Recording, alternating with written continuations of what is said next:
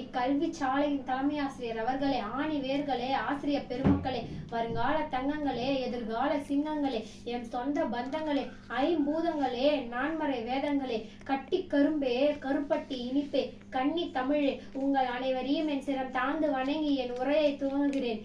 இந்திய சுதந்திர போராட்டத்தில் தன்னுயிரையே நீத்த தியாகிகளை பற்றி தான் நான் இங்கு பேச வந்துள்ளேன். வாணிகம் என்ற பெயரால் இந்திய திருநாட்டில் நுழைந்து நமது இயற்கை செல்வங்களை எல்லாம் கபலீகரம் செய்யும் நோக்கத்துடன் தங்கள் படைபலத்தை கொண்டு நம்மை அடிமைகள் ஆக்கி இந்திய மக்களையும் அதன் தியாகிகளையும் அடித்து நொறுக்கிய ஆங்கிலேயர்களின் செயல்களை பொறுத்து கொள்ள முடியாமல் அவர்களை எதிர்த்து போராடியதே இந்திய சுதந்திர போராட்டம். திருநெல்வேலி காட்டாங்குளம் சீமையின் ராஜா மாவீரன் அழகு முத்துக்கோன் வரி கொடுக்க மறுத்த காரணத்தால் ஆங்கிலேயர்களின் பீரங்கி வாயில் வைத்து சுடப்பட்டது.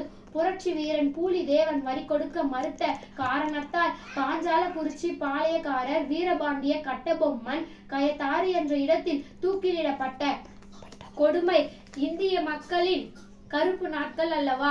வெள்ளையனே வெளியேறு போராட்டத்தில் கலந்தும் வரிகொட இயக்கத்தில் கலந்து கொண்டதற்காகவும் அண்ணல் காந்தியடிகளுக்கு 6 ஆண்டுகள் சிறை தண்டனை விதிக்கப்பட்டன.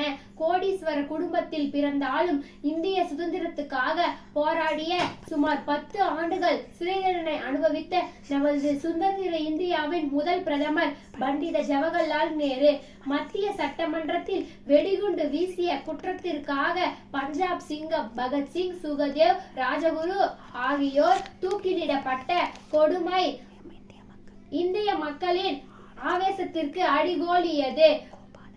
கோபாலகிருஷ்ண கோகலே, இந்தியாவின் இரும்பு மனிதர் சர்தார் வல்லபாய் பட்டேல், ஏழை பங்காளர் காமராஜர் கோவை சிறையில் வாடி அங்கே மாடுகளுக்கு பதிலாக செக்கிழுத்த வ.உ. சிதம்பரம் பிள்ளை தனது எழுத்துக்களாலும் கவிதைகளாலும் தீவிரமான நாட்டுப்பற்றை உருவாக்கிய மகாகவி பாரதியார் தொழுநோயை சிறை கொடுத்த பரிசாக எண்ணி வெளியே வந்த சுப்பிரமணிய சிவா உயிர் பிரியும் நொடியிலும் தேசிய கொடியை மண்ணில் விழாது கையில் ஏந்திய திருப்பூர் குமரன், கொடூரன் கலெக்டர் ஆஷ்துரையை கொன்று தன்னையே சுட்டுக் கொண்ட வாலிபன் வாஞ்சிநாதன், இந்திய தேசிய ராணுவ தளபதி நேதாஜி சுபாஷ் சந்திர போஸ் என இன்னும் ஆங்கிலேயர்களின் தோட்டாக்களினால் ரத்தம் சிந்திய லட்சக்கணக்கான பெருமக்களின் தியாகங்களை எப்படி மறக்க முடியும்?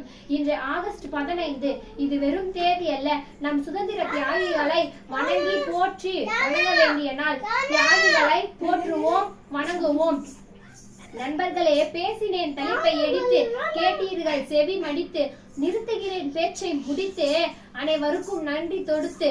நன்றி, வணக்கம்.